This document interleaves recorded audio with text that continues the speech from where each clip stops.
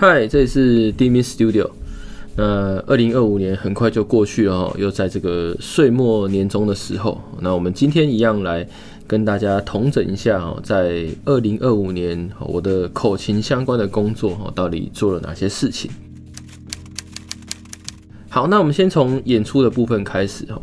今年包含年初的师生音乐会以及台湾的各县市的巡演，还有大学的邀请演出，我们大概做了9场还是10场左右。那算下来平均1个月大概1场，但因为在特定的月份，乐团会比较多出国，例如说寒假或是暑假2月份以及7、8月份的时候，那这些时候我们会有口琴节，那我们就会避开演出，避开这个县市演出以及大学的邀请演出，专心准备口琴节。那今年的7、8月的时候，我们去了海峡两岸的口琴周、华夏口琴节、韩国国际首尔口琴节，以及回到台湾举办台湾的口琴音乐节。然后9月的时候，我个人有跟佛朗明哥芭蕾舞团他们有一个演出。那我记得2个礼拜后，我们天狼星乐团以及台湾弦乐团也有一个口琴重奏加上弦乐团的这种特别的组合的演出。好，那接下来的话就是10月底我们前往世界口琴节第10届，担任这个口琴节的演出来宾，那同时还有评审，还有给他们这些亲友们一个讲座。我觉得回忆都还是蛮好的。那整体来说的话，以演出相关，下半年是比较忙碌的。接下来我们讲一下关于口琴的维修还有调整方面，包含一些常见的琴款，例如像 Suzuki 的 SCX Serious Fabulous， 或是 Honor 的280，旧款的 Super 64，新款的64、64X。那这些琴都还是维修蛮多的。那今年印象中做了几把的这个 Cremona 的维修，还有一些我自己的手工琴 Laylaps 的一些琴友们寄回来给我例行性的维修还有保养。那我自己指导的学校也会有一些bass chord 这些比较大的乐器需要每年整理一批，因为学生3年或是4年毕业，那他们就会留下一批乐器，所以我每年大概都会在年底的时候做一个大整修。那统计下来我没有特别精算，但是整年维修下来应该也有个40-50把口琴左右。接下来我们谈一下关于 Laylaps 相关的工作。那今年我总共做了17把的 Laylaps， 那12孔的有2把，14孔的有1把，然后16孔的有14把，所以整体来说16孔还是做的比较多。那当然刚刚有提到有一些是回来这边给我保养。那我觉得整体的工作我觉得还算是充实，然后这几年做下来的品质也都还算蛮稳定的，就是每把琴做出来的感觉几乎是差不多。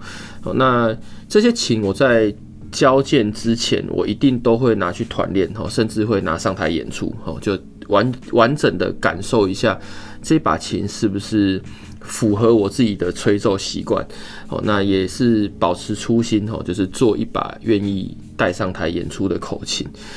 那以产量来说的话，1个月大概做2把至3把最多。那扣除还要在国外飞来飞去的时间，所以实际上产能并不是很太大。那我觉得今年这样做算是我的负荷上限了，就是 OK， 那再多应该也是做不出来的。那也蛮感谢亲友们的信任，就是愿意使用 Laylaps 这个品牌。关于编曲的话，今年我的体感跟去年是类似的，就其实没有太多时间可以编曲。那我只有编一些我必须要做的东西，例如说学生的毕业的音乐会曲目，或者是比赛的曲目，那或者是乐团在演出的时候需要跟国外嘉宾，或者是我们自己乐团的曲目。那整体来说我觉得并不是很多，因为在更早之前我时间比较多的时候，我还会编一些我想吹但是不一定会拿出来发表的曲目。但这几年就真的没有做这方面的工作。因为我觉得像编曲跟口琴维修这些事情其实是重叠的，就是我必须要坐在我的工作桌前面，我才可以执行这项工作。但因为我的教学在外面需要跑来跑去，所以实际上我可以坐在桌子前面的时间我觉得并不是太多，那几乎是可以说是很少，就是晚上回家的这一个小段的时间。那我这次世界口琴节回来11月中之后，我有在思考这件事情，那我有调整了我的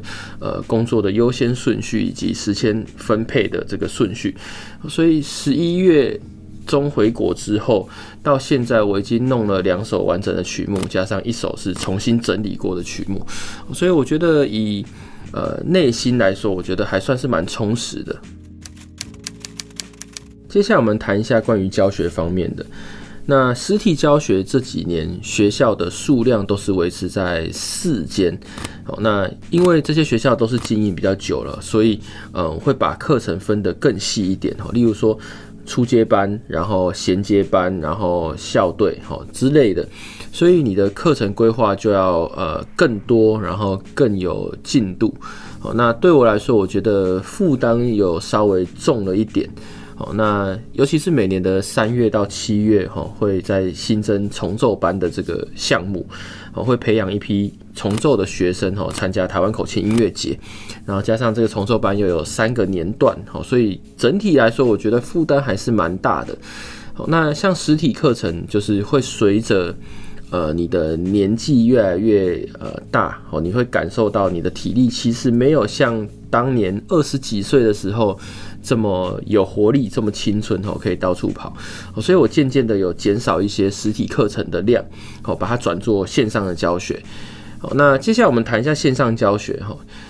之前也跟大家提过的这个美国尔湾的学生，Irvine 这些学生大概有15到20位，那他们目前都还维持的蛮好的。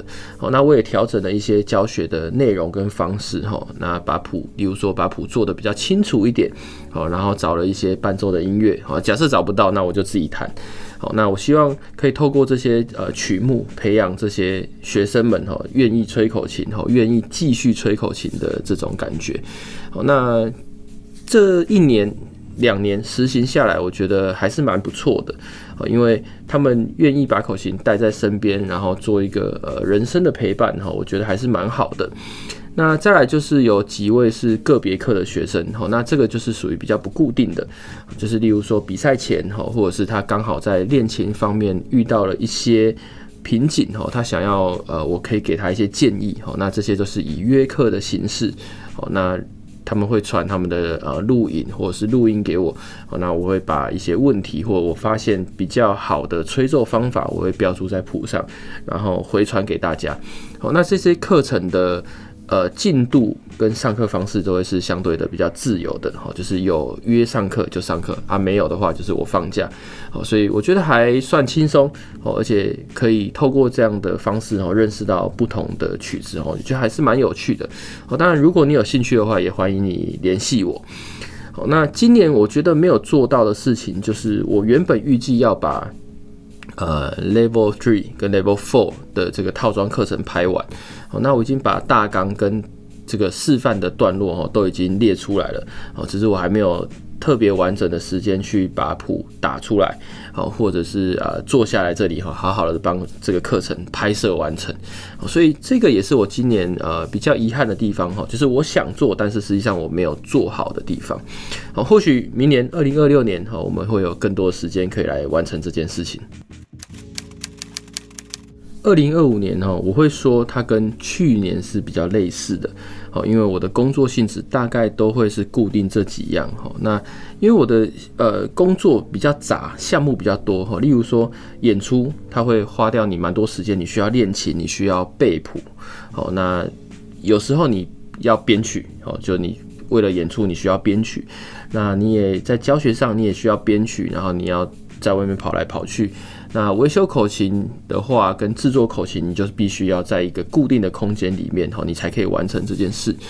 所以这些工作综合下来，我觉得它会让我的时间切得比较零碎一点。那每一个工作它都有它的时间，所以会一个接一个，会有一种会比较没有办法休息的感觉哈，那你也比较很难把你的头脑的思绪静下来，所以很多时候是你做完 A 你就要马上做 B， 做完 B 就要马上做 C， 就会一个接一个。那因为我的工作又是属于比较花头脑，然后又需要花时间，所以这样就会让整个生活变得很紧凑。那再来就是对于演出方面的话，我个人还是蛮希望可以继续保持这样的演出量。虽然很累，但因为演出它可以让我在台上多做一些实验，然后我可以获得一些不同的想法，在于表演这件事情上。那也希望未来可以有更多机会跟不同的乐手或不同的场合演出，因为你可以透过这些不同的机会获得各种新的音乐新的知识，我觉得这个还是蛮好的。那这几年尤其是今年我其实有深刻体会到自己的身体的体力好像没有像之前那么好，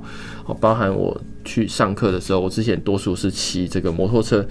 那今年开车的频率明显比较多，比较高，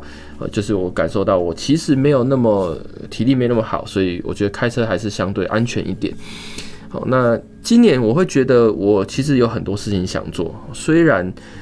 口琴这项工作是一个很专项的工作，但在专项里面你还是有分很多条路，因为当你有一定的资源或一定的能力的时候，你会发现其实你有很多条路可以选，所以就会有很多条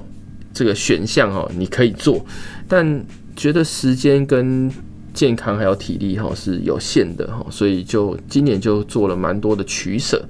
就是我到底要留这个还是要留那个，我到底要往哪个方向去，就花了蛮多时间在找寻这个平衡点。那当然希望明年可以再把这些事情做得更好。好，那以上就是我今年的2025年的总结，跟大家一起来分享。那我们就下次影片见咯，我是大明，大家再会啦，拜拜。